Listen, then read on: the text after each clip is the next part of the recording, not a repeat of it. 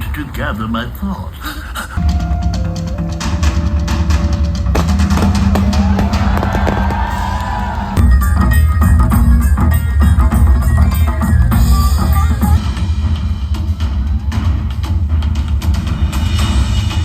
And the edge of time. But I need a little